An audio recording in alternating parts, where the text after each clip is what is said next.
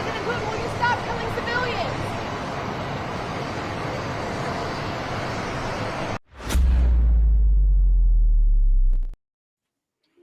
Well, hello everyone. It is Friday and it's time for Pop and Politics. I'm KJ. Let me introduce you to my co-hosts. Of course, we have Yana. Hello. Nicole Bennett. Hey, family. And Shelly E. Hi. All right. Folks, before we light this fire, and we've got a fire to light tonight, do your part. Tap that thumbs up, smash that subscribe button, and turn on your notifications. We're live here on YouTube and Rumble. And if you're on the go, you can catch us on Apple Podcast or Spotify under the name Pop and Politics. We love our chat. We see we already have some super chats in there. Thank you all so much. That is the best way to get your voice heard in the conversation. And we appreciate the support. We shout out every super chat. So drop your thoughts, show your love, and join the conversation that the mainstream media wishes didn't exist.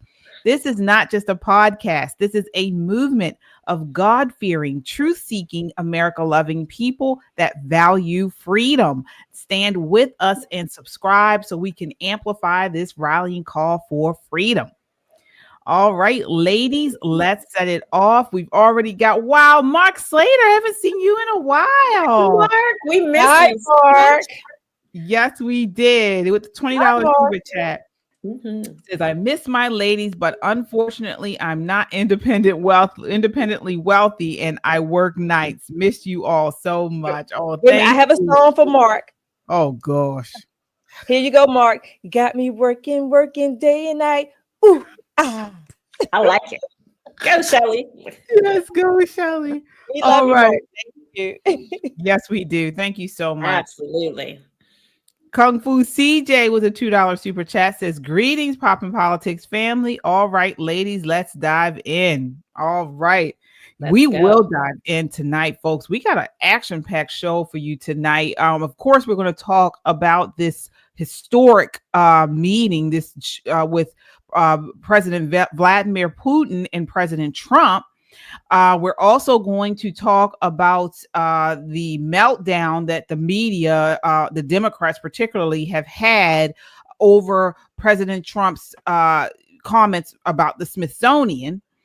And we have a YouTuber coming on tonight towards the end of the show who is in opposition to us from over our take on Candace Owens.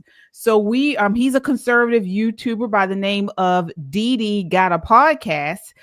His name is Demetrius. He goes by DD. The name of the YouTube channel is DD Got a Podcast.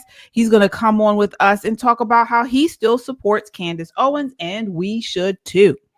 All right, so we got an action-packed show, and we got another super chatter, Mark Slater, with the $50 super chat for Shelly. Says, go, Shelly. Yes, keep singing, Shelly. Mark. Yes, thank you so much. Super, really, really appreciate you. Thank you. All right, so let's get into this meeting with Putin. So today, President Trump and Russian President Vladimir Putin held a joint press conference at Joint Base Elmendorf-Richardson in Anchorage, Alaska, following a high-stakes summit focused on the Russian-Ukraine war. The event, which was historic, marked a backdrop reading Pursuing Peace. This was, I believe, the first time Putin has been to Alaska. Is that right? Did I read that correctly? Okay. All right.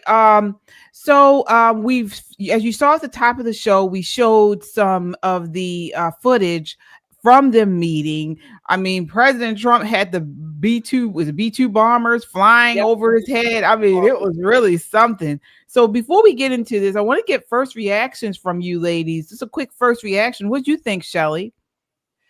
I say the alpha of Russia knows the lion of the USA. So hey, he knows that Mufasa, that's my second name for Trump. He knows that he is the ruler here. He's on his turf. And guess what? The deal is not done. It's not signed, but hey, progress is being made. I'm all for it. Yeah. Yeah. What about you, Nicole? What did you think? First reaction to this historic meeting? I loved every minute of it. I love the American muscle flex. It kind of scared Putin a little bit. He wasn't expecting it. And that particular machinery is very quiet. Stealth, right? Snuck right up on him. And he was like, oh, yeah. That Mustafa moment hit him pretty hard, Shells. Hit him pretty hard. All right. Yana, what are your thoughts on him coming here in this historic moment? I don't think Putin was scared of anything. I don't know how you saw that. I think he was very appreciative. Oh, I can hear somebody in the background. So sorry.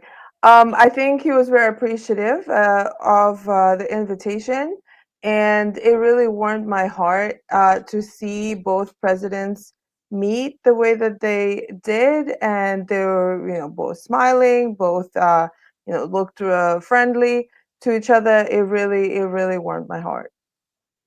Yeah, it was definitely something to see. Here's another clip of them speaking to the press after the meeting. This is clip 9.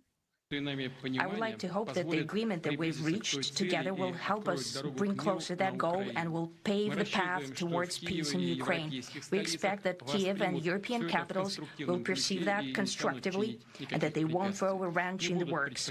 They will not make any attempts to use some backroom dealings to conduct provocations to torpedo the nascent progress. So there's no deal until there's a deal. I will call up NATO in a little while. I will call up the various people that I think are appropriate, and I'll, of course, call up President Zelensky and tell him about today's meeting. It's ultimately up to them. They're going to have to agree with what Marco and Steve and some of the great people from the Trump administration who've come here, Scott and John Radcliffe. Thank you very much.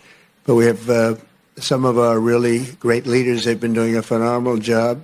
We also have some tremendous Russian business representatives here, and I think everybody wants to deal with us. We've become the hottest country anywhere in the world in a very short period of time. All right. So there was no peace deal reached, but there was great progress. And so I don't understand the media's kind of flip on this. I mean, you can't make a deal without all the parties involved. So I don't understand why they're trying to make it seem like this wasn't a good meeting. So Trump and Putin both said they made great progress and reached an understanding on the Ukraine situation, but no formal ceasefire or peace deal was finalized. Trump emphasized there's no deal until there's a deal. So again, I mean, there's another country involved. Why do people think there would have been some type of concrete deal reached, Nicole? I think every time that Trump meets with a world leader, he has generally come back with some sort of deal. So I don't kind of blame the press for expecting a deal out of this. However, prior to the meeting even being announced, the European Union and all of the NATO countries and Zelensky all said, if we're not all at the table, there shouldn't be a deal done. And Trump says, yeah, but the whole point is to talk to each individual and say, okay, what's it going to take for you? What's it going to take for you? The fact of the matter is, both of your citizens are dying at alarming rates because of this war. And it's a war about what? Territory? Let's work it out, gentlemen. You can have a little from column A, you can have a little from column B, and we'll meet somewhere in the middle for peace. But Europe wants to have a larger hand in that. So what Trump has done is what we call soften Putin. He made him look, a little less resistant, because that's what the word people were using about him, a little bit less resistant to the peace process. Sitting down with Trump and having the conversation meant a lot to everybody involved in this process. Yeah. So Trump openly disagreed with Putin during the press conference, stating no deal exists unless Ukraine agrees. So he did counter Putin's suggestion that an agreement was nearly set. what are your thoughts on this, Yana? The posturing that we saw, and do you agree with Nicole's take on Putin's response? Well, of course, they can't really solve all the problems right now, just Putin and Trump. We also have NATO. And really, Zelensky is almost a non-factor. I wouldn't say that anything depends on Zelensky. He is completely controlled by outside forces. He has no power of his own. Even his people or Ukrainian people are not behind him. So it's not up to him. So now Trump has to make phone calls. Like that's the outcome of this meeting. He needs to be calling NATO. He will have to speak with Zelensky because he's still considered the president. However, he may or may not be legitimate at this point. And this is one of the reasons why Putin would not meet with Zelensky, because Ukraine did not have presidential elections when they were supposed to have them. So, I mean, I don't know if Trump softened Putin. Putin was always open to communication and meetings this entire time. They've been open to meetings. And from what I saw, the way that Putin responded is that Russia's conditions have not changed. Conditions that were before the war and current. So all the reasons for this war, why it started, they need to be addressed. And that's when it can end. All right. Shelley, what are your thoughts there? Now, it did seem as though President Trump was, hesitant to say that there was a deal. He was insistent on Ukraine's consent with this negotiation. But it sounds like Yana is saying something different. Where do you fall? Okay. So two things. One, to your point about the media are upset. They're not expecting a deal. What they are expecting is for President Trump to fail. That's what they're expecting. That's what they're salivating for. They are so hopeful that he's going to fail or everything's going to fall through. That's number one. Number two, I slightly disagree in saying that Zelensky doesn't matter or he's irrelevant. No, he's not irrelevant. He is the president of Ukraine. Even if they didn't have an election, he is still the leader that is seen to represent Ukraine. And President Trump is right. Why would you want to make a deal and demean or embarrass one of the three important players, or two, certainly in this case, that are necessary and needed at the table? So it doesn't do President Trump. It certainly doesn't do Putin to put this quote unquote deal together and then embarrass Zelensky. That's not what President Trump is going to do. That's not how you make a deal where all parties feel as if they are beneficiaries of something that is needed and good and going in the right direction. To alienate one over the other, that's not what you call a deal or compromise. That's just called being arrogant and I'm going to stomp in your face for no reason. That's not what President Trump wants. That's not how he operates, which is why the earlier deal fell through, or supposed deal, the progress, when Zelensky and Putin didn't come to the table, whatever the case may be. So President Trump doesn't want that to happen. So even if someone thought that Zelensky was not important, President Trump is going to at least make him feel as if he is. Okay. Well, Putin emphasized that Russia sees the Ukraine conflict as tied to fundamental threats. Those are his quotes, to its national security. He called for addressing these concerns to achieve lasting peace and warned European capitals not to torpedo progress. He also spoke positively about improving U.S.-Russia relations, suggesting cooperation in trade, energy, and Arctic exploration. So these are pretty big deals. He also made the announcement that there would not have been a war if President Trump was the president in 2022. Take a look. This is clip 10.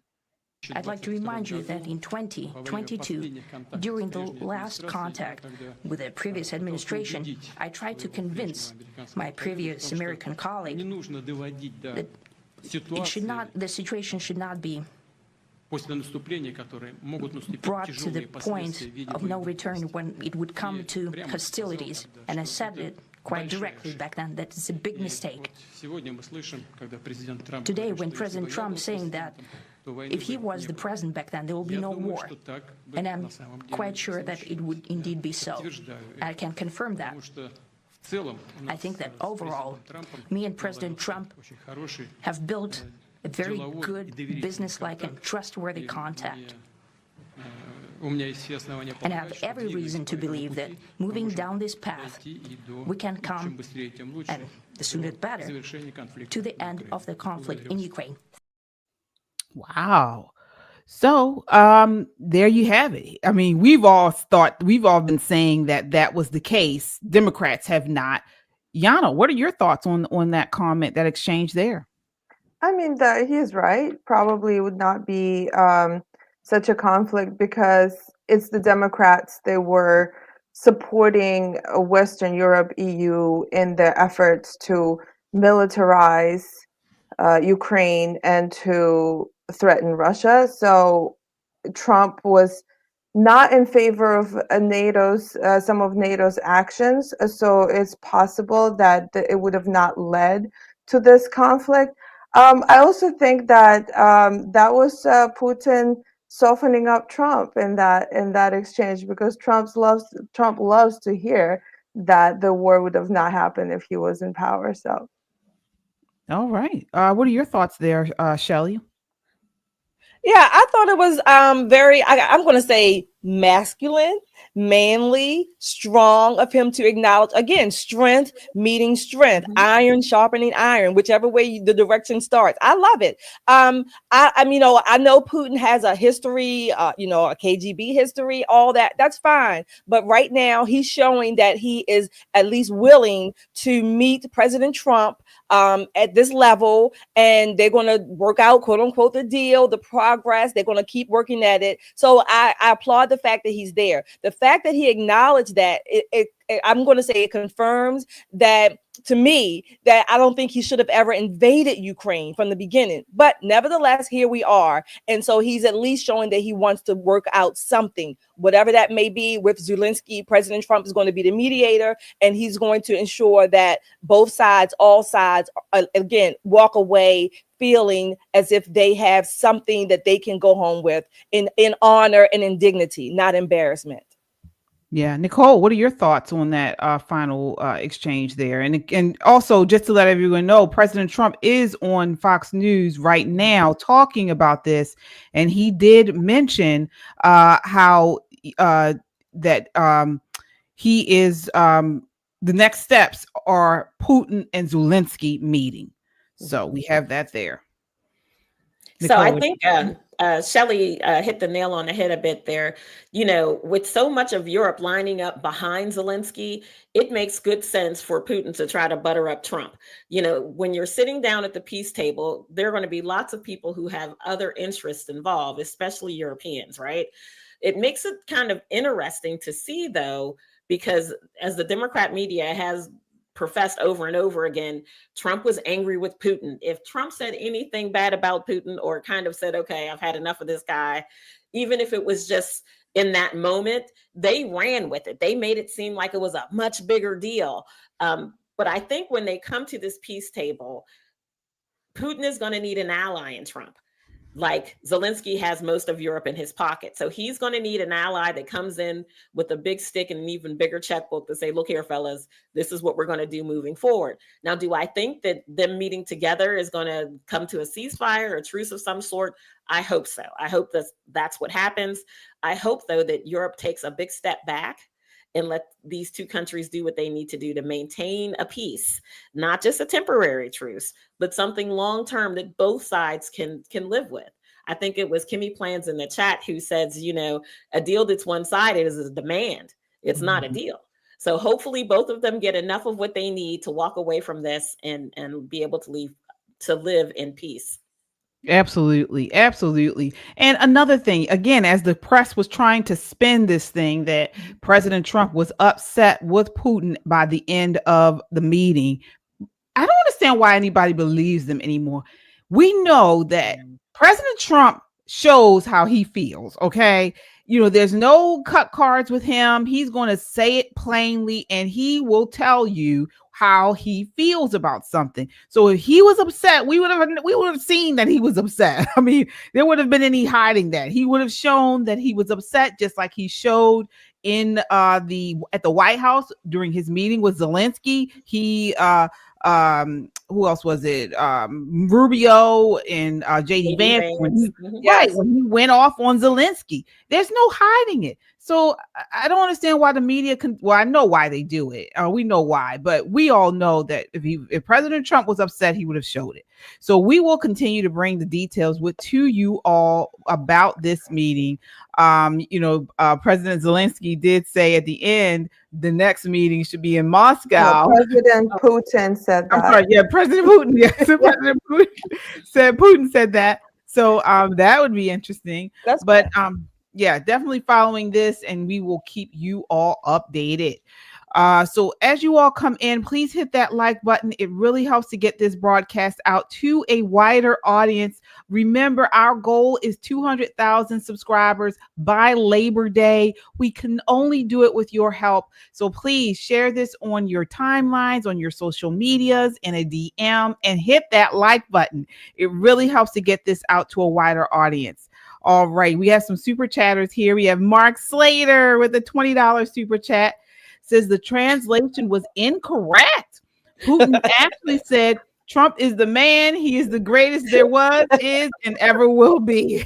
That's right, Mark. I love it, Mark. I love it. Love it, love it, love it. Yes, it is. We know that's a fact for sure. And absolutely, President Trump should be at the top of the list for a Nobel Peace Prize. I mean, this is just phenomenal what he's done in just 6 months. I mean, a little over 6 months. He hasn't even been through his first year yet. So, I mean, this is phenomenal, and we're going to continue bringing you all the good news. Unlike the mainstream media, who does not, we do. This is why we got to focus, folks. We got to support one another. We got to build this channel so we can get up there, just like Joy Reid's channel, just like Obama's channel, and all these others. All right. So speaking of the left and their meltdowns, we got to talk about Jillian Michaels on this CNN panel. Wow. When I saw this, I said, nobody can bring this to you guys like we can.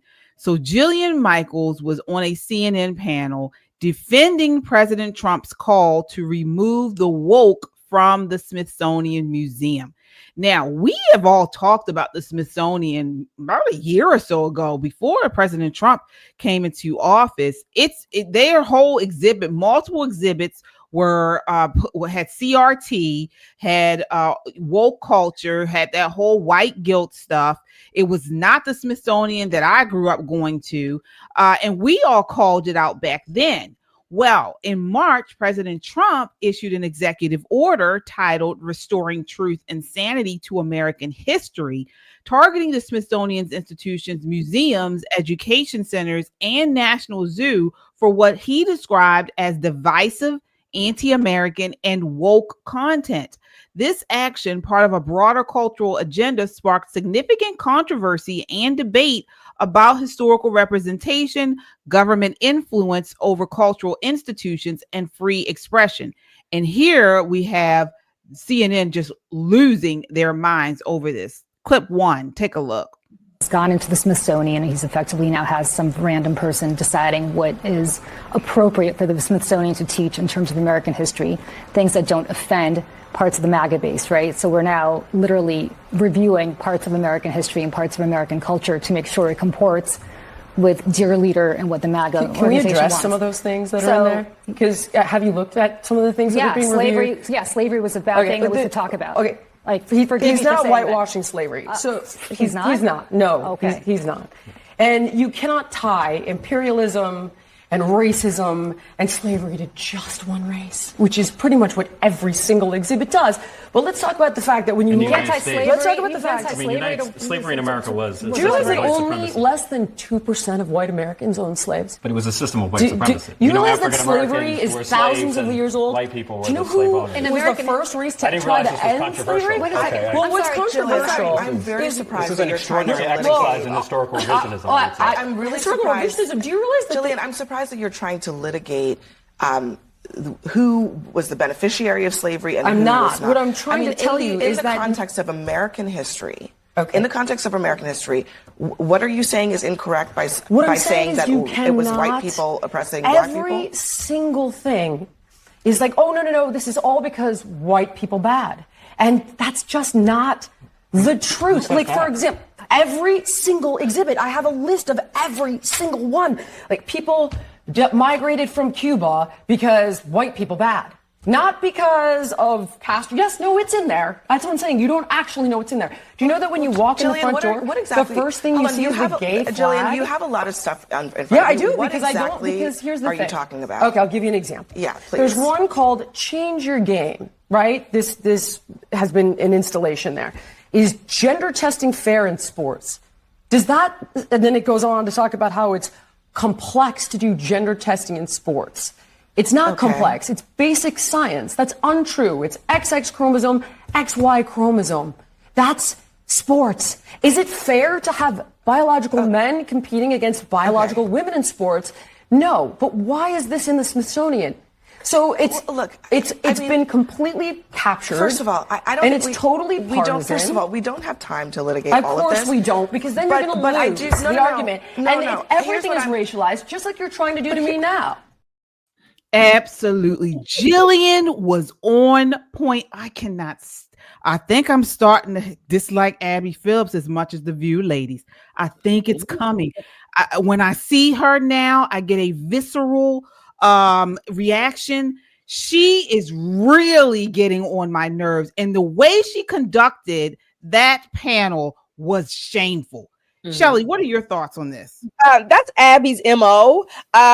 She tries to be soft-spoken, but it was interesting that she said, let's litigate. And then when Jillian started laying out the evidence, she said, we don't have time to do this. But Jillian is right. And Jillian speaks for millions of Americans, whether they be white, black, whatever ethnicity they are.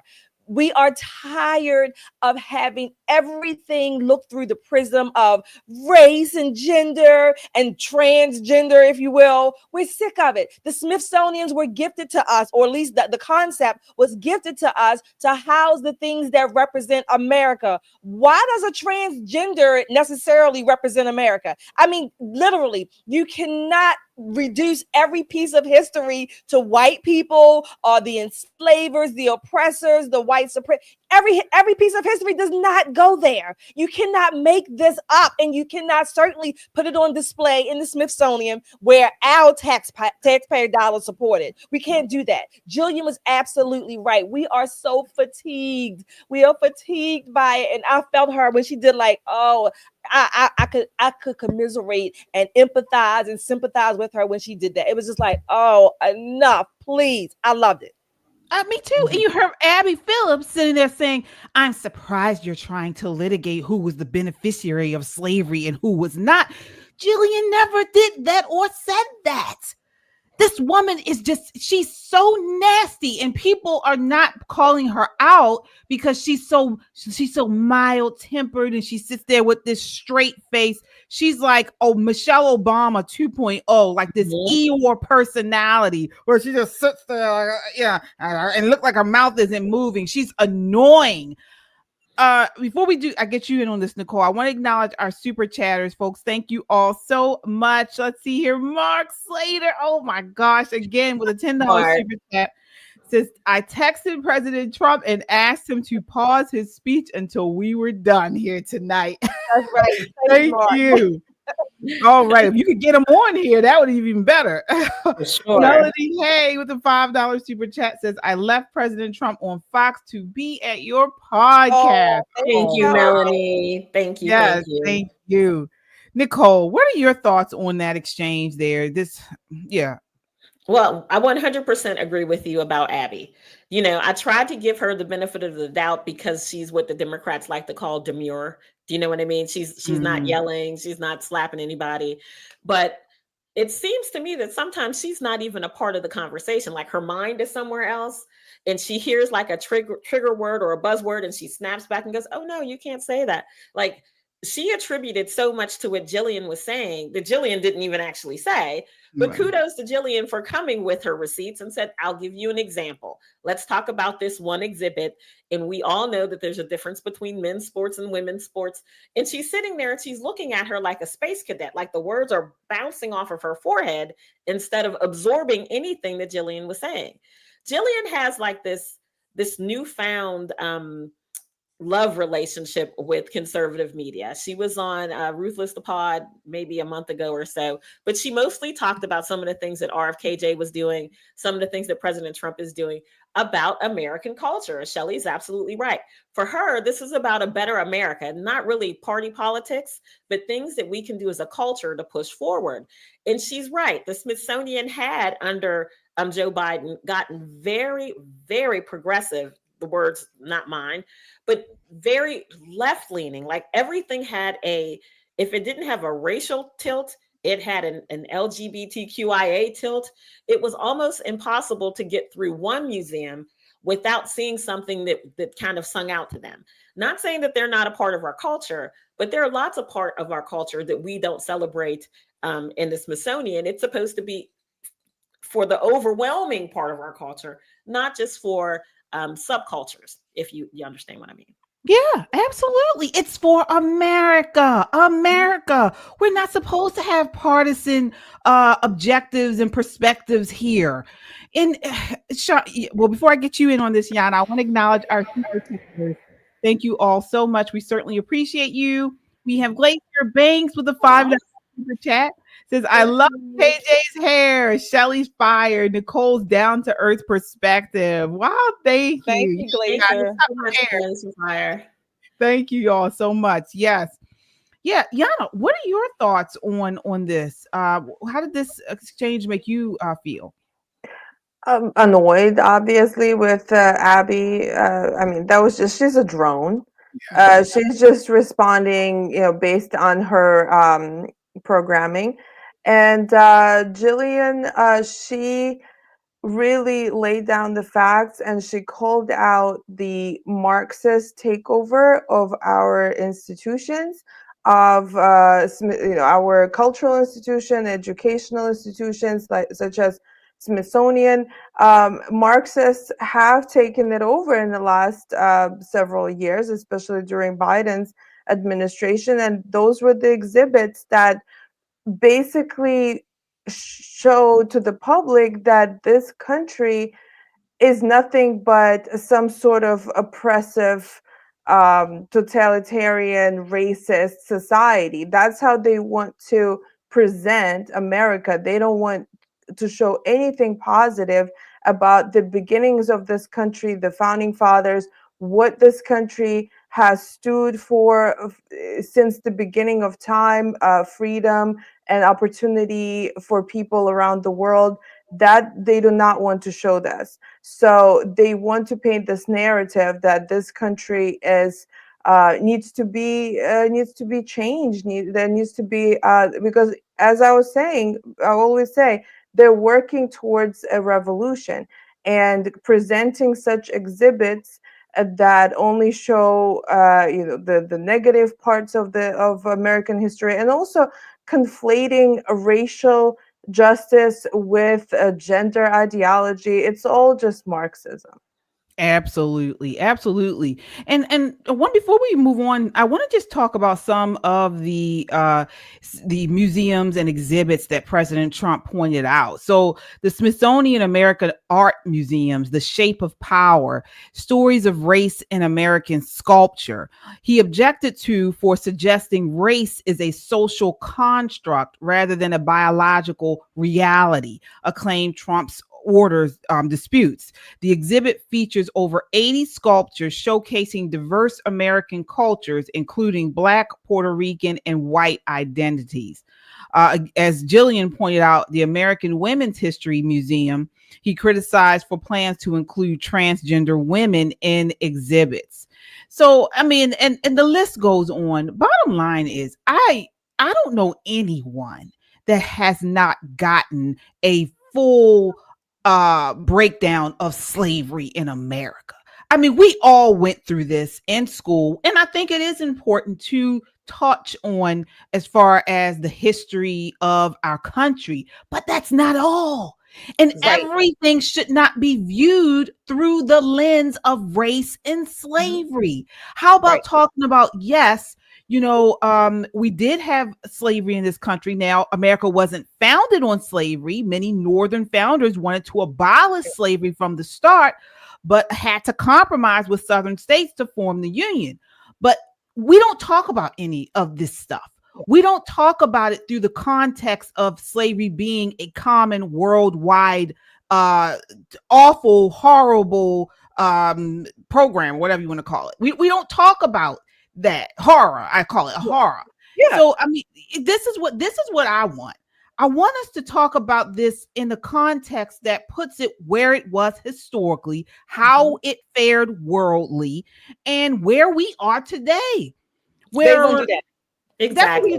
The Smithsonian used to do things like that. But again, we can say that slavery was bad, like you're saying. But now today they wanted to the only conclusion they want to come to is that white people are bad. You know, white people are the oppressor. That's the only, all those 200, 400 something years, that's the only conclusion that the leftists, the progressives want you to come to. And since time began, now they want you to come to the conclusion that women have dicks and men think that they're chicks. That's what they want you to do. They want you to believe that when you go through the Smithsonian, and that's the conclusion you're supposed to come to. And dare anyone question or even say, no, absolutely not. Like Jillian said, it boils down to XX and XY. That's it. That is it. But no, you cannot do that now because everything has to be rewritten and or misconstrued or reconstructed or whatever the words are they want to use. Just present the history. Just present the history. Present the facts, and you know, maybe some consequences of all these different systems and things like that, and leave it alone. That's it. Right. I agree. I think their reimagining of American history is horrible for our children. Absolutely. You know, there is no way to remove the horrors of American slavery.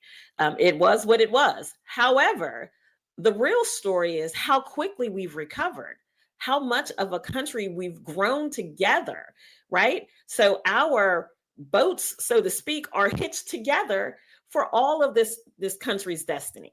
And together we fail, together we succeed, and we are thriving as a nation. Now, granted, there are some people who ain't gonna make the cut, and that's not the topic for this show, but we've already covered that at great length.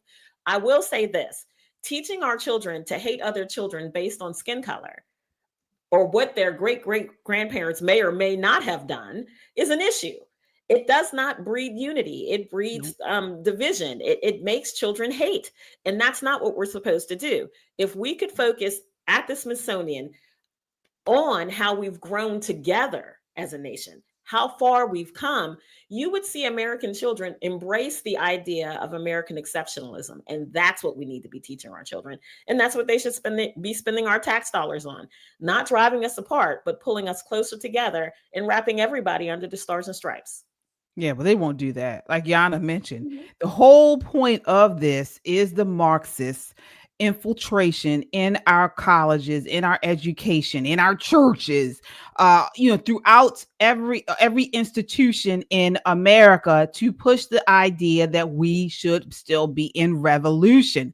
And so, acknowledging slavery's evil is essential, but twisting history to say America was founded on slavery ignores the early abolition efforts. Like, you would think there were no white people fighting for the end of this.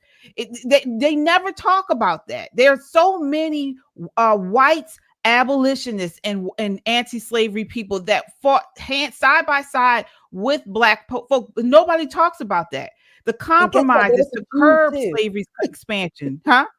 There were some Jews too. Yes, yeah. I mean, and all of those that died doing this. Nobody talks about any of these things because they only want to keep Black folk in a perpetual state of victimhood. And they keep going back to slavery because that is, and drive that racial idolatry, drive it, because that just keeps, they Democrats want to hold that power over people. And unfortunately, Black folk have allowed themselves to be used. So we will continue to follow this, but bravo, Jillian, for standing up. And guess what? Jillian is not even Republican. She is just an old school liberal who, saw she was a Democrat and she saw how wacky the Democrat Party has become. And so she's just speaking reasonably on these social issues, so there's another one they lost.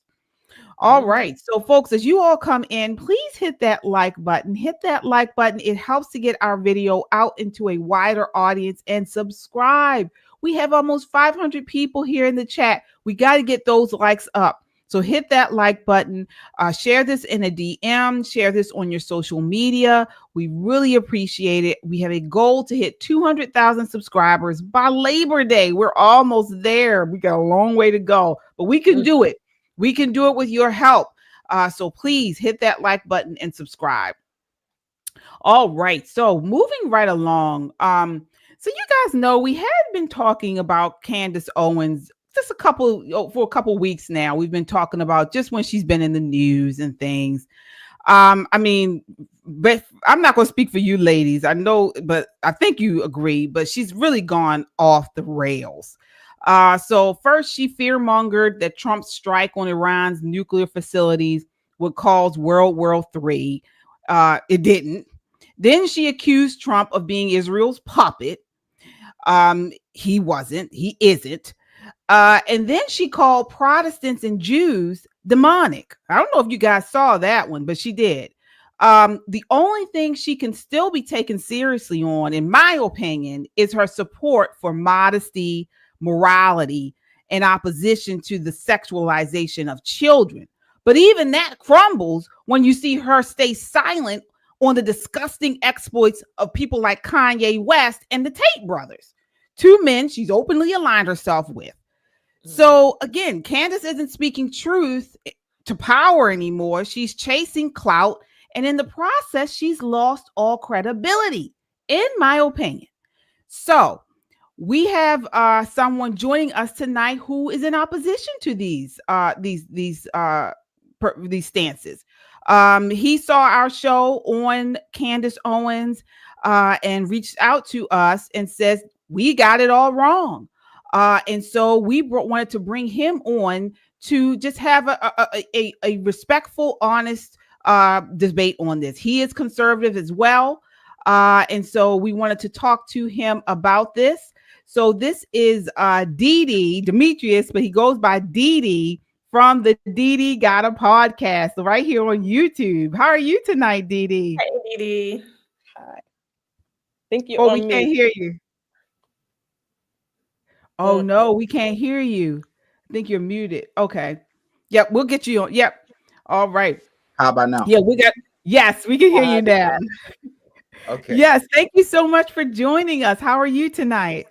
I am well. Let me say first and foremost, thank you so much for having me on. You are the first, really any channel on any platform that's accepted my request. I've asked to come on a few other platforms before. They've seen the request, and I have my suspicions as to why they didn't want me to come on. So I want to say, you ladies are amazing. I love your show. I watch you often. But the Candace Owens thing, I mean, let me just say, KJ, before you speak again, I want to state where we have an alignment. I agree. I do not understand her alignment with Andrew Tate. I do not understand. Well, I say I don't understand. I do understand why she will not speak out against Kanye West. To her credit, she has spoken against the fact that she does not agree with a lot of the things that Kanye West stands for, a lot of the things that he does. But she said that she will refrain from openly speaking out against him because he was something to the effect of he was one of the first people to stand for or support her when very few other people would. So because of that, she hasn't went as heavy against him. So that I do. Not I as heavy at all. She hasn't. She hasn't not public. Yeah, she did say that. Oh yeah, I remember she did say that. She did say that. Okay. So where do you disagree? A lot of places. I want to start with Miss Shelley. Miss Shelley, your best shot. Go with your best shot first. Wait, before we get to that, before we get into where we disagree, we want to say, because just for people who may not know, we have been Candace Owens supporters for a very long time. You know, we were at the Brexit event here in Baltimore. I know I was at the Brexit event here in Baltimore City many years ago. She has red pilled so many people, brought so many people over to the conservative movement. I'm one of them. And so, you know, honestly, you know, my stance on her is really it's heartbreaking to me to see her go down this road. So before we get into the disagreements, I want to just open it up with this clip. This kind of like says what, you know, to show just how far gone this woman has gone. This is clip 4, I believe, where she talks about how we shouldn't have gone into World War II and how President Trump is Netanyahu's lapdog. This is clip 4. Take a look. America shouldn't have gone into that Second World War. Yeah, and that is a radical statement. People don't know how to deal with that because we've all been so brainwashed by the school system to believe that, oh, look how great things are. Let me ask you about your country. Do you think that your country has become greater since? Has our country become greater since? Absolutely not. You know, this whole idea of international liberalism. Now it's not just about your problems, it's about solving the world's problems. Apparently, I'm back in time for World War III, and I hate to say that we told you so. By we, I mean me and Ian Carroll. Ian, I mean, it's incredible. And it's looking like we may be going to war, which either I had a crystal ball, you had a crystal ball, could see into the future, or this has been the most obvious and the most planned war in the history. And we're not the only ones. A lot of people saw it coming. Like, it was clearly the agenda. It's about much bigger things and about destabilizing the region. It's not about the nukes. And so the players that are planning things like this, they're not really concerned with what like Trump wants or doesn't want. I think that Trump would be very easily swayed to think all you need to do is show him some intelligence reports, show him like some spooky stuff about Iran's stockpile of like almost nuclear material and be like, look, they almost have a bomb. So I trust Tucker beyond, like, I mean, more than any person in politics. The MAGA movement is going to change, okay? Yeah. And there's no question about that. Do you have Dave Smith's tweet? Yeah, there's a tweet where he explains, like, he's talking about the Trump dilemma, and I think it's very well written. Yeah, Trump is on the edge right now. He's ready to burn his entire legacy to the ground because everything was laid out for him. All he had to do was close the border, deport a bunch of people, and not go to war. And so far, it's failing on all 3 counts and actually going to the wars we didn't want. And like, it's really sad. This is going to be the one of the Candace is right jar, but it's not even that I'm right. I'm just paying attention. I'm just paying attention to stuff. No. And all right, so I want to get your response to that, Didi, because she was giddy about this. Now we know she was wrong. That was before the strikes turned out to be, you know, we didn't go to war, but she was talking about when President Trump was talking about striking Iran's nuclear facilities, and she came on and she started talking about how, you know, bad-mouthing President Trump, burning down his legacy, as she said, we're going into World War III. I mean, she went off on him. And she was dead wrong. But the not even that she was wrong that really upset me on this. It was that she was giddy about it. She was they're giddy just about believing that they were right. This is not someone that's a MAGA movement that's, you know, part of the conservative movement that wanted to see Trump win. This is someone that wants to be right. What are your thoughts, Didi? So first and foremost, I'd like to ask you ladies a question. What's your definition of war? I think bombing a country is a declaration of war. Now, if you're judging that based on the fact that they did not respond because Trump only bombed the nuclear sites, then I'm with you. but that is a declaration of war when you're bombing another country. I think once again, to Candace's point, I do agree with her here. You're not going to agree with all humans on all points. I understand that, but I mean, if we've gotten to a point in this country where it's normalized to just bomb something, but because it didn't escalate, it's totally okay, even though some people lost their lives. I don't think that's okay. So I want to respond to that, Shelley. What are your thoughts on that? Let me answer your question by maybe asking you this. I know that's a little weird. Okay. If your definition is of war is bombing another country, would you agree then that going in to attack, kill, maim, murder, rape innocent Israelis on October the 7th by Hamas, was that a declaration of war? And so Israel had every right to respond? The answer to your question is yes.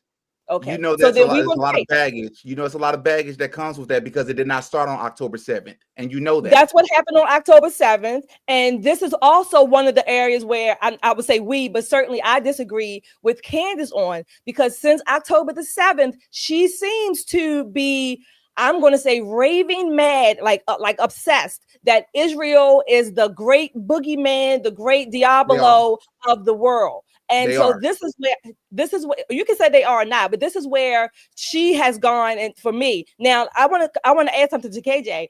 I've met Candace. I've met Brandon Tatum. I have been on this side way before Candace Owens came along. So I'm not new to this, and Candace is new to it. I'm not.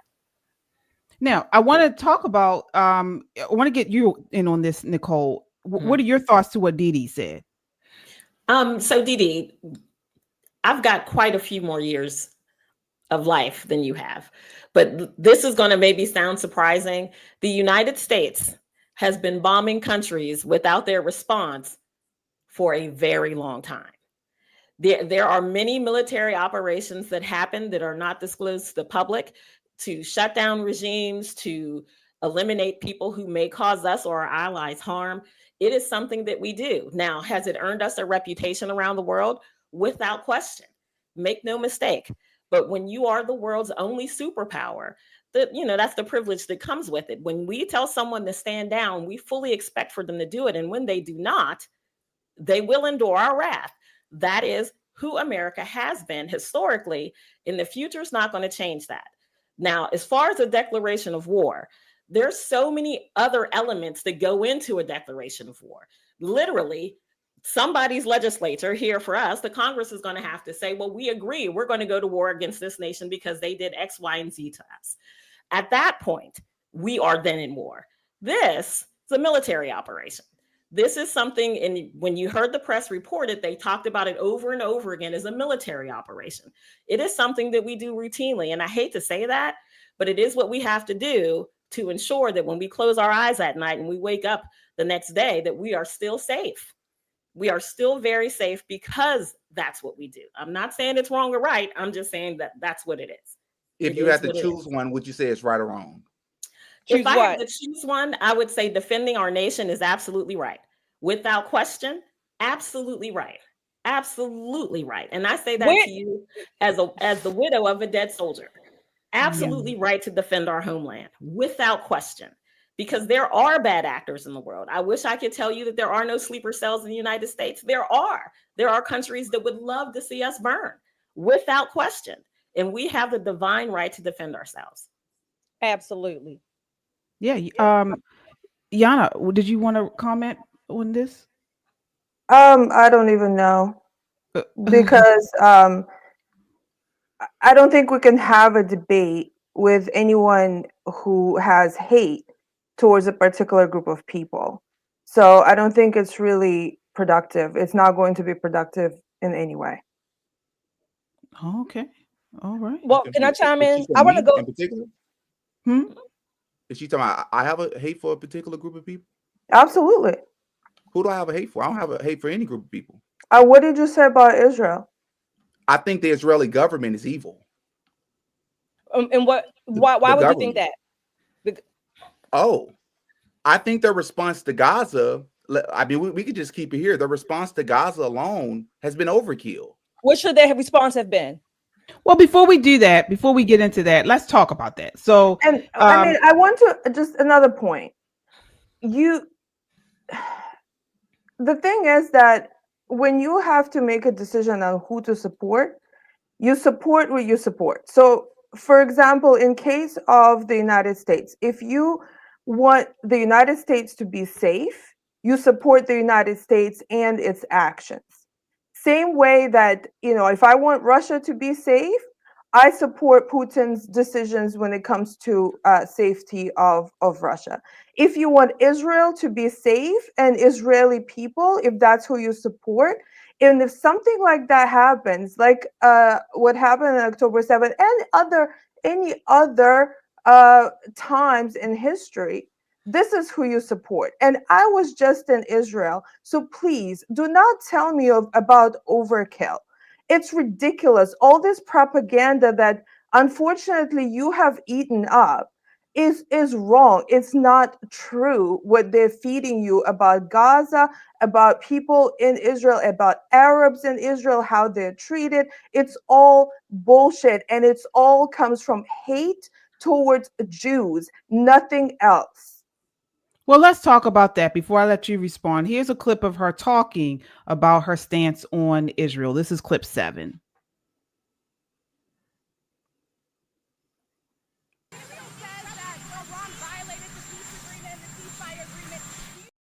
Oops, sorry. That was Trump, actually, because she had said that he was a lapdog for Netanyahu. She had said many things about that.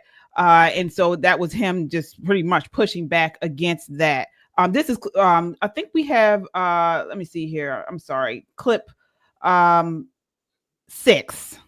Sorry. The larger discussion that's happening right now is whether or not having survived a Holocaust gives you the permission to commit a Holocaust. And for whatever reason, people have been, what I would say, milking the Holocaust narrative in the same way that Black Americans were milking the slavery narrative and essentially saying, like, we lived through this and we survived this. And so now nobody can say that anything we do is wrong. And that's the big issue today, is that we have so many people that will not recognize that it is totally feasible that a Jewish person, and I'm speaking here about Bibi Netanyahu, could do something as horrific as what was done to the Jews throughout World War II or throughout history. But is that an accurate comparison? I'll tell you why I say that. As we know, I mean, whatever Dan Bilzerian wants people to believe, 6 million Jews were killed in the Holocaust. Another 6 million people were murdered by Hitler and the Nazis. The numbers of people being killed in Gaza are, in my view, have gone way beyond what is acceptable as a response to October the 7th. However, you're still talking about, at the moment, a death toll of under 50,000. There's no comparison in the amount of dead people compared to the Holocaust. So do you understand why? But it is a Holocaust, what's happening. Well, is it though? Yes. So, I think language is really important. I think language is really important as well, and that's people why say Holocaust, genocide. I think what's happening is a Holocaust. The burning bodies of the children that I'm seeing every day, and we spoke about this a little bit on my show. But I have recognized that the ability to see this stuff every day has transformed my opinion. Maybe the numbers wouldn't have gotten so high if people had spoken up when it was happening at the very beginning during World War II. And so I want to use my platform to say that I believe that they are intentionally executing a Holocaust. I think Bibi Netanyahu, there's tons of evidence, and obviously the Western media is not reporting on this, but the corruption trials that are going on with Bibi Netanyahu pertaining to October 7th and him editing the transcripts and the prior knowledge that he knew is now becoming extremely pertinent. It is a question as to whether or not he allowed the attacks to take place, essentially to then be able to go in and to commit this Holocaust against the Palestinians. Now, based on everything that I've looked into and stuff that I had not seen before, because the Western media doesn't cover it, Bibi Netanyahu caught off camera speaking about how he had no intention of following the Abraham Accords and how he was going to get around it. He has, I believe, genocidal ambitions, and that's enough. We don't need to dispute, go backward or forward. Do I think Bibi Netanyahu has genocidal ambitions against the Palestinians? The answer is yes. Okay, Didi. So, I mean, you just said that the October 7th attack was a declaration of war on Israel. And so what is she talking about? This is she's comparing the actual Holocaust to this. Do you agree with that? Yes, I agree with that. But here's the thing. For two reasons, with respect. I know I have limited amount of time on you all's platform. It's you all's first time meeting me. This is probably the most controversial conversation that we can have, and I understand that's what you all are wanting to speak about. But with my limited time, I would like to voice all the things if I'm able to No. squeeze that in. You have time to voice a response to that, or maybe there's another point you would like to respond or bring up. But no, we don't have unlimited time. So please either respond to that or make your own dispute or your own point that we can talk about. Yeah, I mean, I think Candace said it. I think the response to answer your question, Hamas's attack on Israel was a declaration of war. Mm-hmm. I think Israel's response has been an overkill, and the attacks have been more so on the Gazian people. There's been more people killed that are citizens as opposed to Hamas. I think that there's a better way that they could have responded. And you believe this is a Holocaust and a genocide by Israel? I do, by definition. I do. No, definitely not by definition. So again, when we look at the Holocaust, the goals were totally different. The Holocaust, the Germans were trying to extinguish a group of people based on their race, and these people did not do anything to them. This was an unsolicited, this was mass murder. They were not at war. The Holocaust killed 6 million Jews in a planned massive genocide using death camps. In Gaza, the conflict has caused around, I think, 40 to 50,000 deaths, still a lot, but including Hamas fighters, during a war in a crowded area where we know Hamas hides among civilians. Exactly. So, that's the point. I mean, the whole thing, the goal, again, as I mentioned, was totally different. You know, you have a terrorist group that attacked and killed over 1,200 Israelis, as you mentioned, an act of war on October 7th. The Holocaust was about Nazi Germany trying to wipe out all Jews because of hate, not because of Jews attacked them. So how is that by definition the same? If Hamas is using human beings as human shields, and your response is there are 3 Hamas members inside of a hospital amongst hundreds of civilians, bomb them all. Just bomb them all. Just kill them until we get the few members that we need killed. It's but you do know, like you said, Hamas does hide amongst its civilians. They also bury themselves and put the civilians out there basically on the front lines.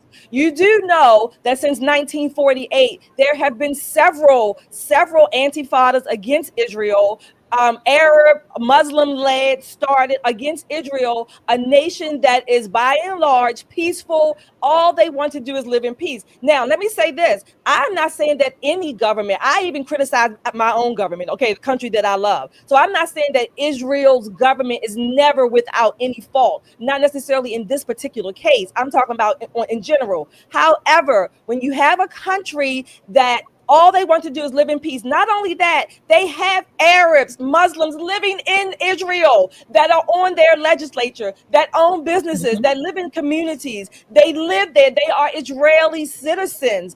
I mean, I don't understand what Israel is supposed to do. If Hamas is continuously bombing innocent people in Israel, throwing their bombs or sending their bombs, what is Israel supposed to do? Right. And I just want to add, are we just going to ignore the fact that Israel was sending leaflets and messages to people's phones to leave the area? And it was the Hamas members that were shooting their own people as they were trying to escape the area that was going to be bombed. Like, are we just not going to, like, what country that wants to genocide would do that? Were Nazis telling the Jews, get out because we're going to kill you anytime soon? No. So, like, this is ridiculous. And it really comes just listening to and I'm sorry, I have to say that it comes from a misconception. You're breaking up, Yana. It comes from a misconception about Jews, about Israel in general. So you're going to believe everything that's evil, and you're just going to ignore any common sense in that scenario. Well, I want to get your thoughts on that, Didia, from what we were just saying about, what do you think about that as far as those points that we were making about it, the differences between the Holocaust and what Israel has done here. I hear what you're saying, but I want to make it clear. I'm not a Hamas defender. And she keeps making this about Jews. Like this conflating Jews and the Israeli government together. That's a leftist tactic, respectfully. Like we shouldn't be conflating the two. I'm not against Jews. I'm not talking about Jews. I'm talking about the government. We all understand the difference. Doing that is very disingenuous. I understand the point that you're making. My thing is, I have a heart for children. I was asked the question, Demetrius or Didi, what would you surmise that Israel do instead? What should they have done differently? So now I have a question. I have a problem with them bombing and killing children. I understand that Hamas is using human shields, but they're killing thousands of civilians trying to get to a couple of Hamas members.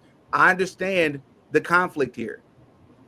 You said that you don't necessarily agree with the Israeli government in all instances, but all I ever hear is the defense of the Israeli government.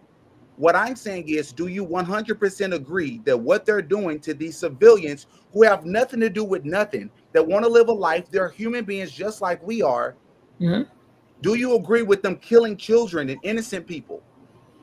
So let me ask you, no, I'd love to know what you think they should do differently to not kill innocent people, not Hamas, the innocent civilians. So let me say this. Have you ever been in a fight before? You have. You've been in a fight? Not a lot, but I've been in a fight. I've been in a lot. I'm sorry, sad to say. Okay. I've been in a lot of fights. Just coming up, I'm the oldest of four. You know, I grew up in Baltimore City for a good portion of the time, and then other areas. I've been in a lot of fights. I've been suspended from school. You know, it's been kind of crazy. Thank God, you know, I don't look like where I've been. Amen. But fights can be brutal. I was in a fight one time. We fought from one block to all the way to the other end. It was bloody. It was terrible. I got into another fight where I was fighting two girls, and we were fighting with skates. I'm lucky that I didn't kill someone in my lifetime. Fighting is brutal. War is worse. And I've talked to soldiers. I've talked to soldiers who have gone over to the Middle East and who are now, they hate children because these people use children to bomb them, to shoot them, to kill them. So now they are in a mindset where when they see children, like when we see children, we see sweet kids. They don't look at children like that.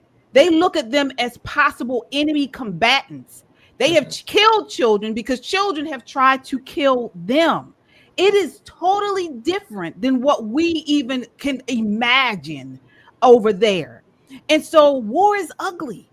Fighting is ugly. War is ugly. I've done certain things I wish I hadn't. But I look at it as I was defending myself. I had to defend myself and my family.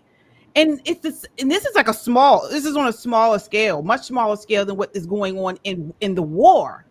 But I don't think we can sit here in the United States in our pretty homes, on our pretty streets, and say what we think should go on over there when we have no idea what's going on over there. And I want to get you in on this, Nicole, because I know you have a lot. You have a lot of insight. So do you, Shelley. I'm on this type of stuff. So it's an interesting question for you, Didi.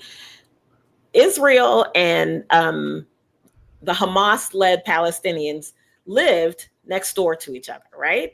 Things were going relatively decently. There was a few little skirmishes here and there, right? The two very different type of people. And you do know that this is a God war. That had nothing to do with land. This is a war about who's God, right? You got two different entities fighting over the same thing. And then one day there was an attack. And the people who were attacked said, okay, this is enough of this. We're not going to be attacked again.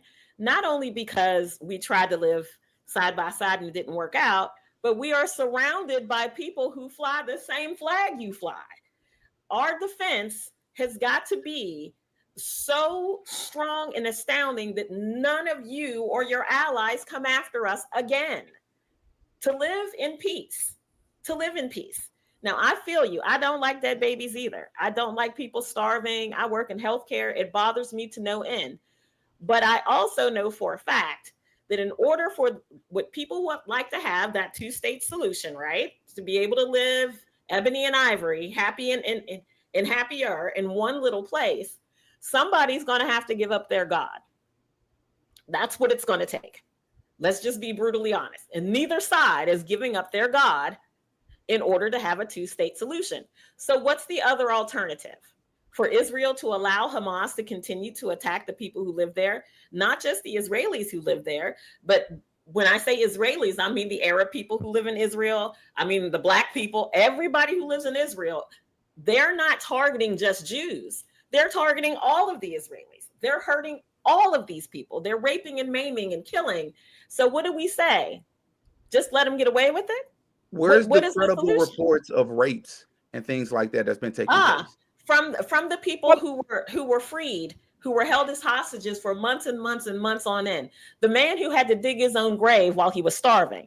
All of that, honey, that's documented. Actual live stream. There's video of October the 7th. They were live streaming. The terrorists were live streaming on October 7th. October It's 7th. live stream happening on both sides, though. How do we choose what to believe and what not to believe? This is what I'm asking you. What I'm saying to you is, if the two-state solution is not going to work, and again, it's not, because this is a God war. What is the solution then? Right? Israel being the one little piece, the one little tiny piece, surrounded by people who believe the same things that Hamas believes. Wouldn't it be easier for these surrounding Islamic countries to absorb their people, to bring them home and say, okay, you can't live there in peace. Here's a piece of land. Y'all go over there and build a happy life. Would that not be a solution? That sounds like a great solution to me, because then Israel can live in peace. They can live in peace with people who are like them. But can I tell you, those other nations said hell no. And what about the hostages? Yes. Israel has said that they can end this thing if they release the hostages. Why not do that? Because then they won't have any leverage. They won't have any leverage. Again, war is hell. And I say that with all due respect, Didi. I get it. Seeing these kids starving, seeing the Israeli dead children, all of this is horrific. And it is two government entities saying, listen, it's not going to work. So somebody's got to win this war. The problem for Hamas is Israel has been incredibly restrained in its response to this war.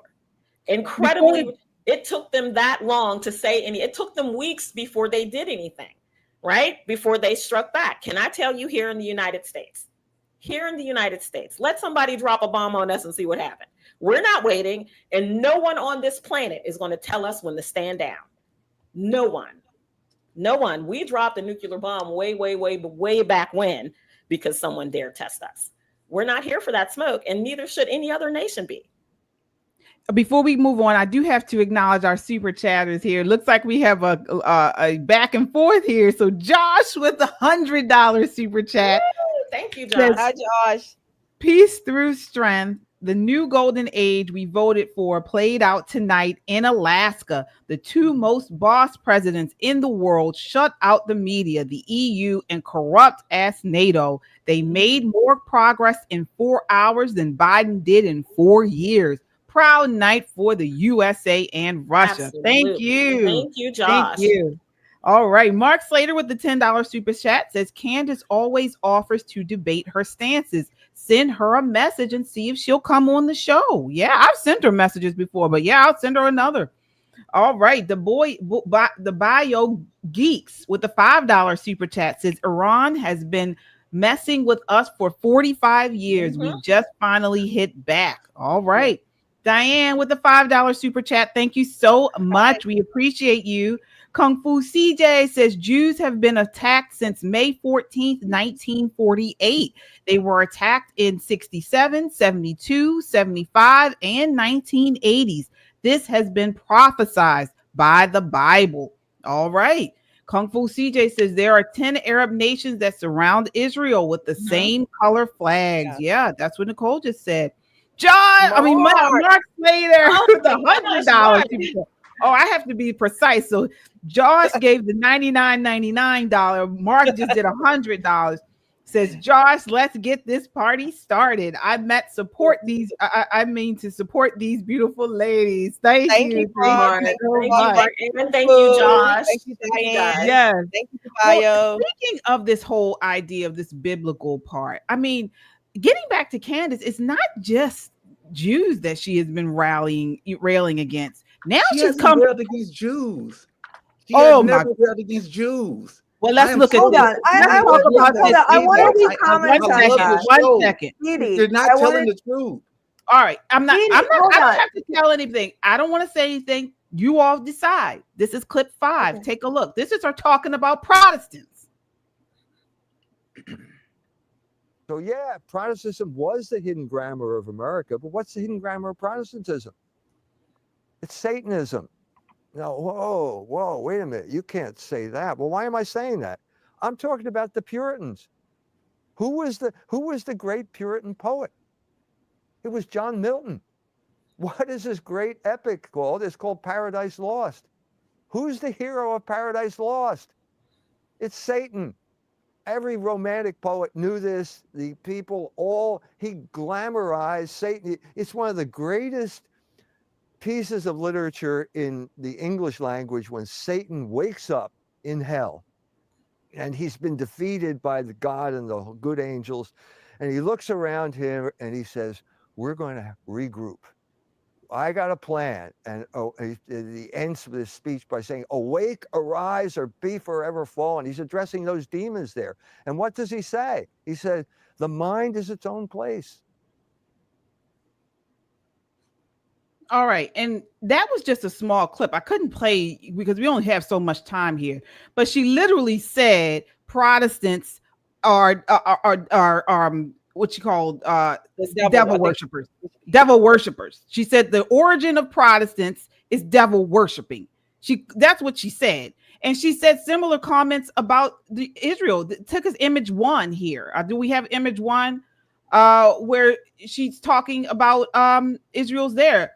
So she says here, they tried to redefine anti-Semitism, criminalize criticism of Israel on college campuses, and most crucially, seed the idea that the declaration of Christ as our king amounted to hatred against Jews, which is not true. All of this was done in preparation for the greater Israel agenda, regarding which they attempted to emotionally manipulate Americans to accept. The conspiracy theorists were right again. It was always about a planned war with Iran and a doomed heretical belief that mass slaughter of women and children is messianic. If you believe the Polish Benjamin Milikowski is chosen by God to impart murder, starvation, rape, and blackmail, then may God have mercy on your soul. Netanyahu is the synagogue of Satan. Every war he demands in Congress ends with the mass slaughter of Christians. He is no more God's chosen than Enrique Yagoda and Vladimir Lenin was before him. Then image 2 here. She goes on. Our foreign policy is dictated by Israel. Trump will continue to do as he is told by Netanyahu. If you want to know what America will do, spare yourself the fake White House press briefings and start listening to Bibi. We are a colony of Israel. Your politicians are bought and paid for. And she's talking about Trump and the White House correspondent, press secretary there. I mean, but she just came out with words. I don't even have she called them the demon spawns. It's the people of Israel. Hey, Jay. Come on, Didi. First and foremost, I'm looking for some integrity here. I just want some sort of integrity shown here. You did not show anywhere where Candace ever said anything about Jews being Satanists. She never said that. She's never said that. You didn't read that anywhere there. She said Bibi Netanyahu is of the synagogue of Satan. She didn't say all Jews are. What are we doing? This is the opposite of what the left does. This is all I'm saying.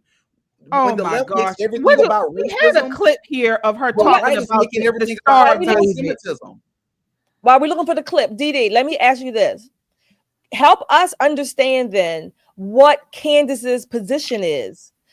because to help us, you're right. Help us understand what her position is, I guess, with Israel as it relates to Hamas or wherever you want to take, or even the college attacks or the college anti-Semitism. Help us understand what her position is then.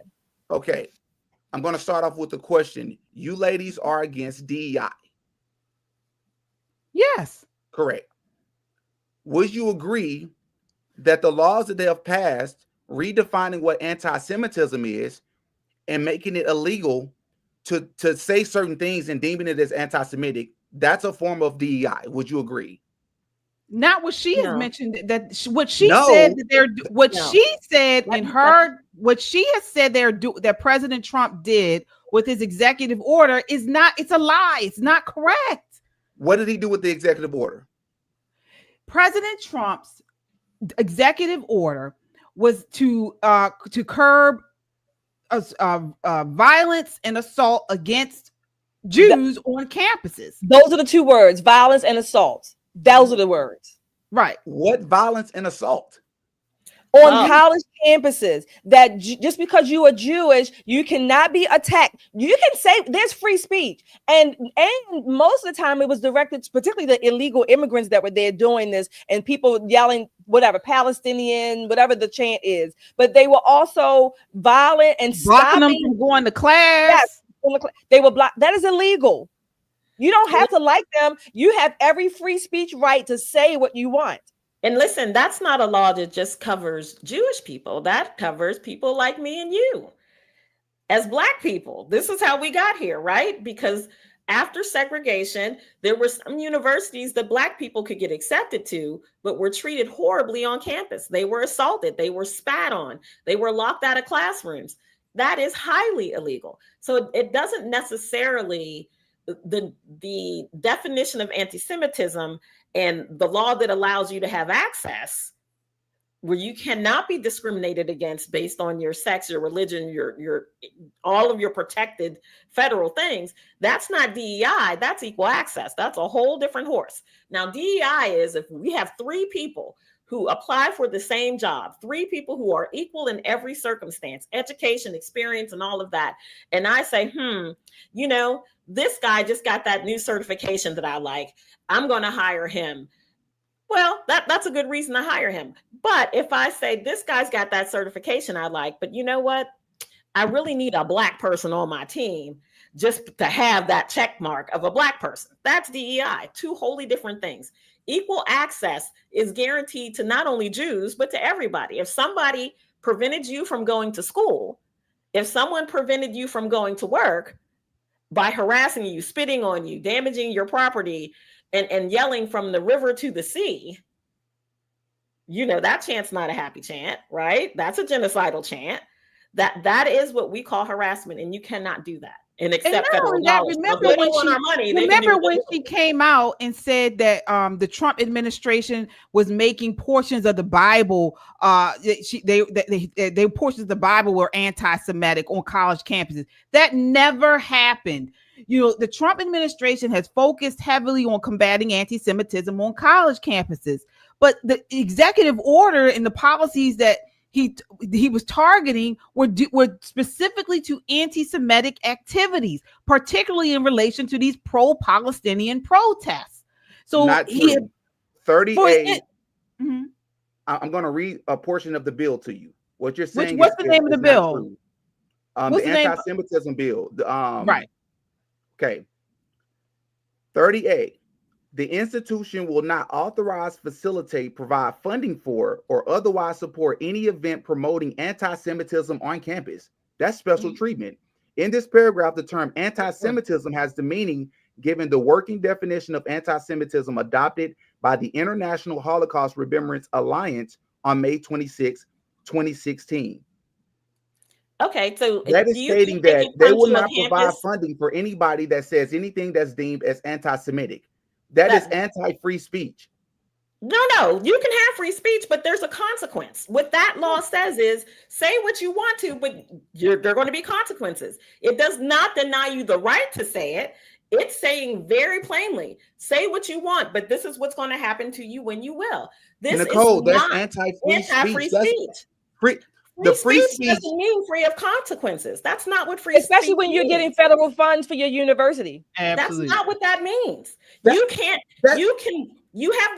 walk into a theater and scream fire, cause a riot, people running and screaming. That's they're gonna different. charge your ass. That's Fire. Let me ask you a question, DD. If a university is receiving federal funds, okay, let's say somebody wanted to go in there and say, hey, you black, I don't know, nigger, can I say that? And they're getting federal funds, and then there's protests calling people black niggers and white rednecks or whatever the case may be. Should they still continue to get those funds when those people are saying, though, take out the Jews, substitute any ethnic group you want? It doesn't exist for any other group. But this is what I'm saying to you, because it's kind of hard, because we're all it's multiple people and multiple points being made here. Sure.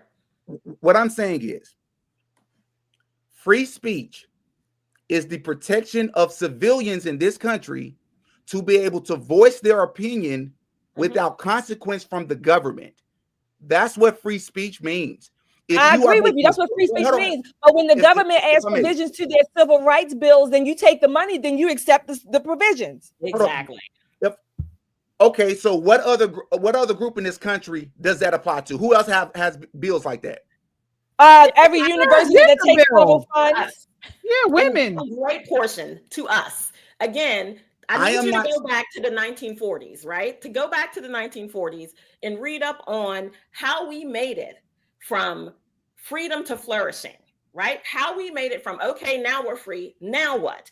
There were a lot of bills that were written in that time, civil rights acts that were written that said, you may not do this to this particular protected class of people. You may not come to a college campus and burn a cross in front of this person's dorm, kick his door in and call him a nigger and spit on him. You can't do that. Is that free speech?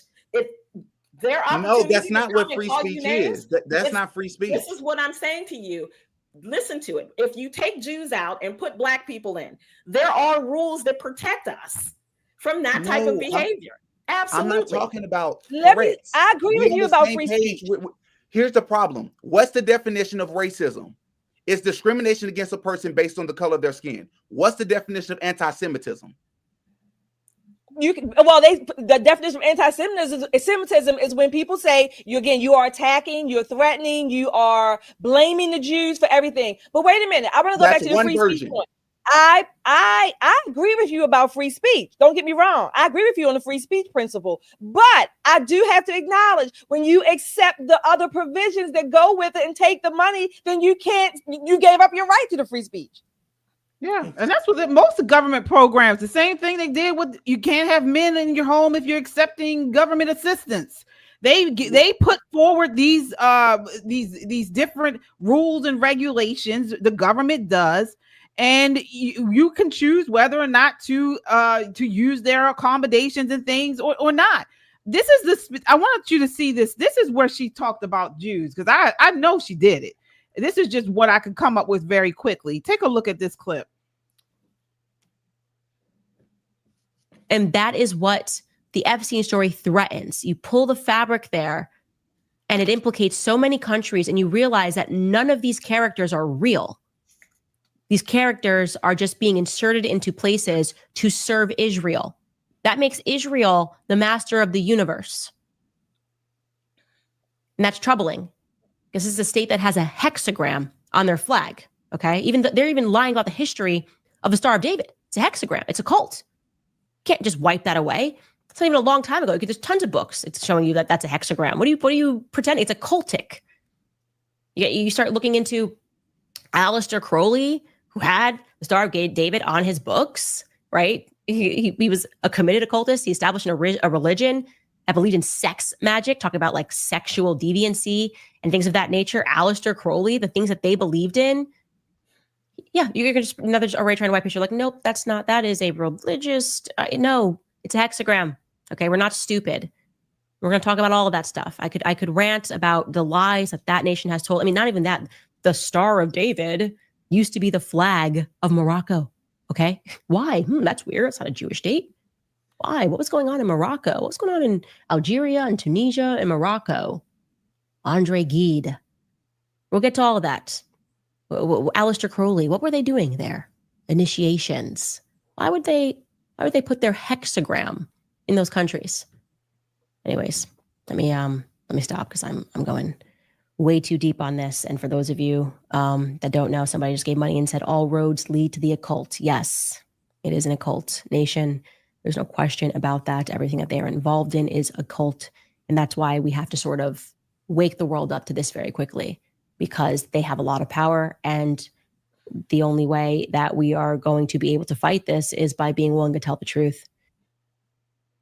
So I didn't hear her pick out and talk about, she didn't even mention Netanyahu there. She just said the whole nation, every Jew in there. She didn't say the government. She didn't say any of that. Once again, she did not talk about the Jews. She's talking about the Israeli government. This is so bad. No, she wasn't. She was talking about the Israeli Jews. She was talking about their religion, she's their talking ethnicity. about the Israeli government. If a foreign nation refer to us, they're going to, like, if they refer to our government, they're going to say the US government. I'm sorry.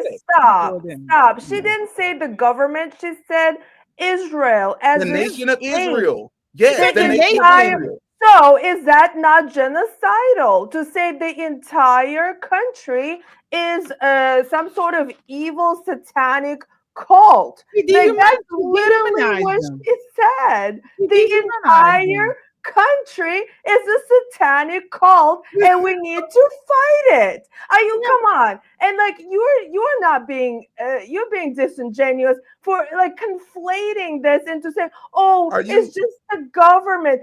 When the Jews, since for hundreds, thousands of years, have been trying to establish the nation back, to get it back from what they had. This is in the Bible. No, I don't mind, but let me finish. In the Bible, it says that Jews are the chosen people for that land. In the Quran, it says that Jews are the chosen people for that land. And you, by saying that, oh no, this is, and you worry about Palestinians only. That is clear. You do not care about the people of Israel, because you believe Candace Owens, who believes that they're all part of a satanic cult, and that is anti-Semitism. Yeah, I don't know how you can watch that video, Didi. I don't know how you can watch points. Come on, to get your point. What's your point? My points, like what I came on here to talk to you all about. I didn't get to talk about them. Come on, I know you wanted to talk about the lawsuit. Right? Yeah, you all shared a lot of stuff that just wasn't true. So, Didi, I ain't gonna be on here with you all night. I'm sorry. Wait, they might, but I'm not. You're saying tonight we shared a lot of things that weren't true. Talking about the lawsuit. The other night when I watched, Shelley said that to some extent, basically what you all said on there was Candace Owens has dual citizenship. She's addressed this multiple times. She doesn't have dual citizenship. You all said what I believe in it. I want to just respond there. So she is married to a Brit. If you are married to a Brit, from what I have read, now I haven't. Maybe I need to look back on this. She has automatic citizenship there in the UK. Is that incorrect? Yes, ma'am. That's not true. So another thing is, you all said that KJ, you specifically said that Candace Owens is now begging Donald Trump to come save her from the Macron lawsuit. That's not. Yeah, we all said that.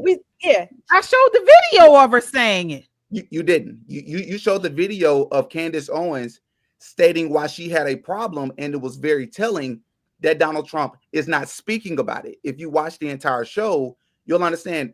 She said, and I paraphrase on that clip, that she can't believe that he didn't say anything because another leader came to this country and she's an American citizen. Why didn't Trump tell her? So I'm paraphrasing, of course, but that's what she was begging saying. Donald Trump to come save her. Oh my gosh, you know what I mean?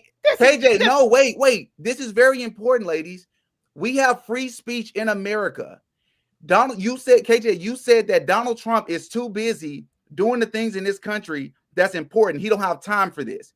The same president who has time to call Candace Owens and ask for a favor for another leader about the same situation. That president that's too busy. Who said You're that? talking about the same president who spends all day tweeting on Truth Social nonsense things, attacking other politicians. Who said he called? I'm going to do like Portia. Who said that?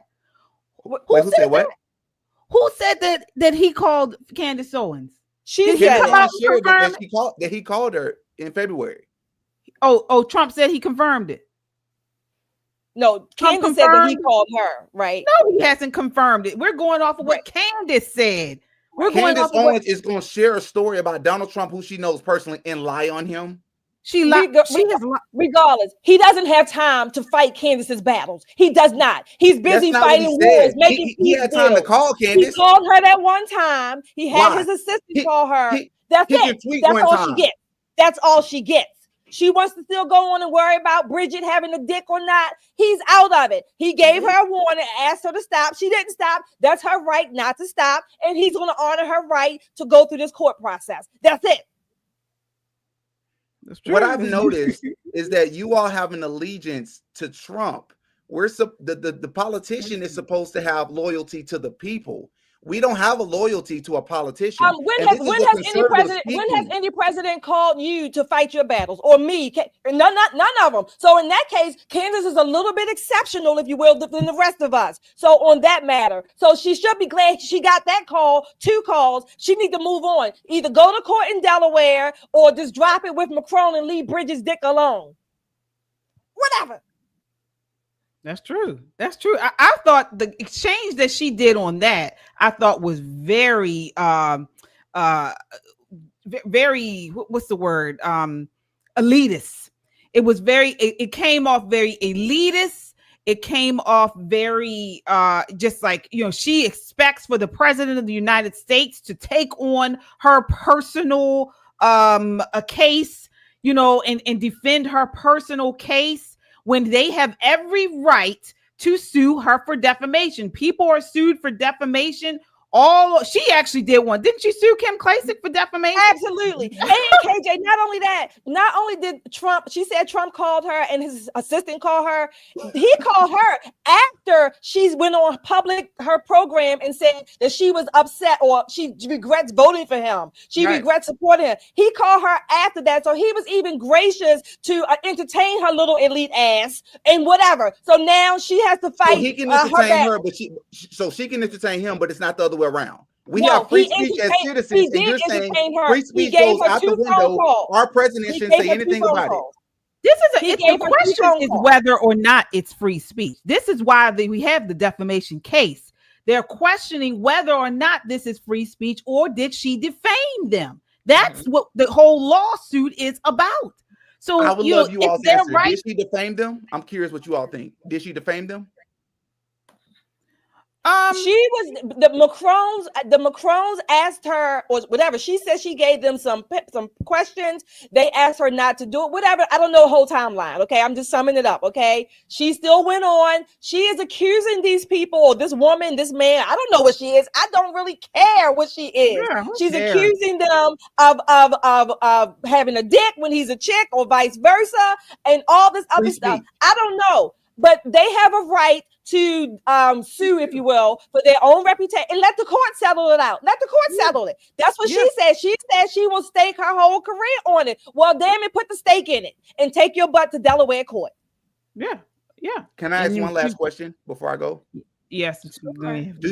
Would you ladies say that you have something called like something that where you draw a line in the sand, a deal breaker? Is there something that a politician could do or not do where you say, I'm either no longer supporting you, or that was so catastrophic, I'm not so sure how I feel about you anymore? Of course. I think all people have lines in the sand. Would children be that line in the sand? Children. Yeah, I would say so. Little children take away want to take away my Second Amendment right, free speech, the Bill of Rights. Yeah, those are some of my lines in the sand. I mean, honestly, for me, when it depends on whose team I'm on. I'm always about whose team am I on. I'm America first. I want to put American interest first. Now, yes, there are right and wrong ways to go about certain things. I understand war is ugly. I understand negotiations are very intricate and things can go, one way and things can go another way. But at the end of the day, what puts America in the best frame or the best place? What puts my generations in the best place? That's where the Epstein case is what I was asking about. The handling of the Epstein case. Oh, okay. Well, that's a whole nother can of worms. I'm saying, is the handling of that, is that where you draw the line in the sand for some people? We're talking about the implications here involving a lot of victims, and the handling of that. I'm curious if you're upset and how upset you are about the handling of it. Because no, the handling of it thus far, you can argue that it hasn't been handled well, or there are things that still need to come out. It's not over yet. It's not over yet. But let me say this: Donald Trump's or Pam Bondi's handling or the lack thereof is smaller than the people who are involved in it. The people who are involved in it. He called the people who want the answers to that weaklings. He called his own supporters. He said weaklings. Yeah. Victims. Oh, now it's okay. Now it's starting to become clear. Okay, so you don't like Trump. Exactly. Oh, that's what it is. Anti-Trump. I feel. There you are. You are. Oh no! Guess what? Guess what, DD? Guess what? Oh, I supported Trump. I support a lot of things that Trump do. I voted for him 3 times. All of his history, I voted for him 3 times on purpose. I voted for him 3 times on purpose. He can call me a weakling. There are things I disagree with him, and I've said so publicly on here. And I still am proud and don't regret. I do not regret voting for him. Well, I honestly, you guys remember, I did say I felt like Pam Bondi needed to be fired. I did, and I said she did. But it's not just Pam Bondi. I promise you, I'm really not anti-Trump. I support things that Trump does. The problem is on social media, what I've noticed is everything's radical. You can't be nuanced. You can't agree with some things. I've criticized Trump on these pages. I've criticized some things I didn't agree with, and I voted for him 3 times, and I still say I'm glad I voted for him. And I have criticized him as well. Yeah. So can I just say this? We're all happy with our votes, right? I mean, are you happy? Did you vote for him, Dee? No. I know you didn't. I know you did. I didn't vote for the left either, though. No, but I know you didn't vote for Trump. I saw it when you said that, when you asked that question. Final thoughts before we go. Firstly, we want to just thank you. Thank you so much for coming on tonight. Fun. Yeah. And I know we kind of it's 4 of us on here. It's one of you. We appreciate you, being a good sport about it. Don't apologize for that, KJ. He knew that before he came on. Right. I'm just saying we shouldn't have a loyalty to politicians. They're supposed to have a loyalty to us. So can I tell you this? Yeah, Nicole. About Trump. You only let me tell you this. Them. You have to be critical of them too. I have been critical. Go back and watch our show. All of us have been critical. In a sense, should be children. And we're saying, look over that. It's okay, whatever Trump does, because it's Trump. But if it was Biden, we'd be on him like white on rice. If Biden handled this the same way, we all would have been on him. But Trump doing it, if Biden handled what? The Epstein case? It's hypocritical. You said what? It was on his desk too. Are you talking about Biden's handling of the Epstein case? Because that was on his desk. I wouldn't even call it a handling. He didn't mention it. So I agree with you. Of course he didn't mention it because, damn, they was trying to feed him what his name was. This man was so demented from the moment he took office and greatly declined while he was there. But understand, my loyalty is not to Trump. My loyalty is to my personal politics. You can look me up. Honey, I've been a Republican for a very long time. 3rd generation. I've never been a Democrat. My loyalty is to my traditional values. And I rock with a candidate that meets most of those. No candidate, aside from myself, is going to have all of my qualities, right? The only person that I'm going to rock with 100% of the time is going to be me as a candidate. Donald Trump versus Kamala Harris. Here are my personal values in the middle. Does she support life? No. Does she know how to do anything with the economy? Maybe add, subtract, multiply 4-digit numbers? No, we're going to cross that off the list. So when you look at what's important to me as a Republican person, it doesn't necessarily mean that I rock only with Trump. It just means 100% of the time, the person who meets more of my things is my candidate. Now, in that contest, you got to know, if you have any Christian conservative values, you could not in good faith vote for Kamala Harris. 100% agree. I agree. My only thing was it just seems like Trump only gets praise. You and I agree on politics. Oh, listen, may I ask who you voted for? You said you didn't vote for the left either. May I ask if you don't mind? Would you mind telling us? You could have wrote me in. A lot of people did. Nah, Shelly, I'll tell you. I didn't vote at all. Okay, thank you. Cool. Okay. All right. If you ladies, I know, is it Yana? How do you pronounce it? Yana. Mm-hmm.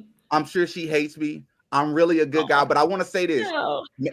Maybe far off into the future, if I can have a one-on-one maybe, and I can be able to talk a little bit better, I can get these points out a little bit more digestible.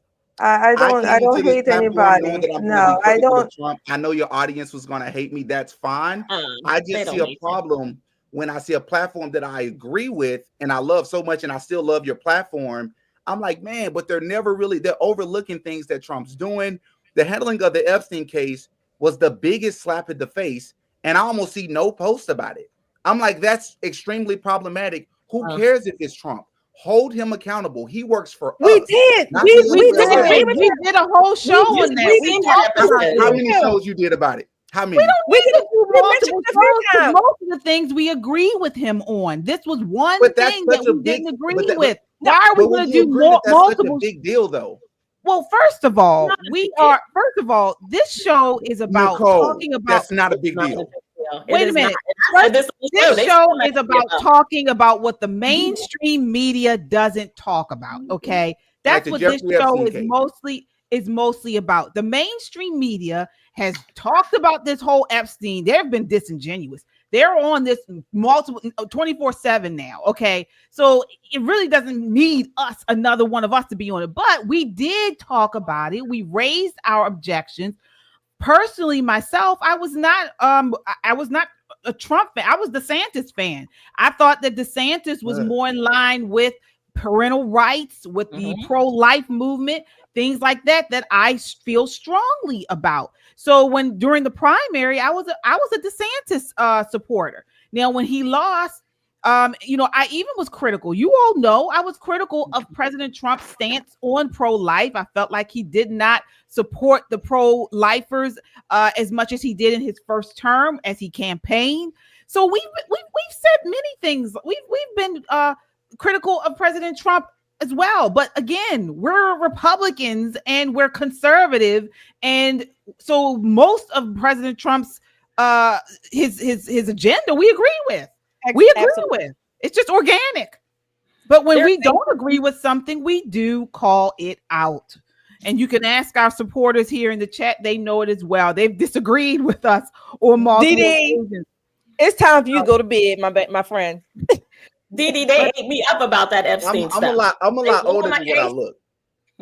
Okay, that's all cool. Right. Well, I'm just teasing you. Thank you so much for joining. Nice having you. Yes, it was very nice. Thank you. Thank you. Can't wait to talk again. Yeah. Thank you. All right, we got some super chatters here. All right, let's see here. We have Veronica with a $20 super chat. Says YouTube won't let you say the truth about things. Hamas did such atrocious and horrible things on October 7th. Yes, indeed. Brown Eyes says, I learned a lot today, ladies. Oh, good. Glacier Banks says, talk about the lawsuit. That was Dee Dee's main thing. Okay. Yeah. And we asked him before he came on what he wanted to talk about, but he didn't really narrow it down. So we asked him tonight. Right. Well, Kung Fu CJ, 70% of the Gazans support Hamas to govern them. All right. Jessica Zane says, just a humble question. As a private citizen, if I criticize Netanyahu, will be called anti-Semitic? No, not by me. No, not by me. Criticize Netanyahu. Folks, President Trump did a press conference and said that he did not know what the fuck he was doing. I mean, he criticized Netanyahu. Exactly. I mean, so that's not even real. I mean, that's not the case. Christella with a $10 super chat says Candace demonized the Jewish community by calling it a cult. But at the same time, she worked for the Daily Wire, a Jewish-run company. That's blatant contradiction. Why take their paycheck? Yeah, well, she's had some type of change. Thank you so much. Cash. Let me tell you, that's why she took the money. When you think back to Candace in the really, really early days, When she first started doing things on YouTube, she called herself the red pilled black or something like that.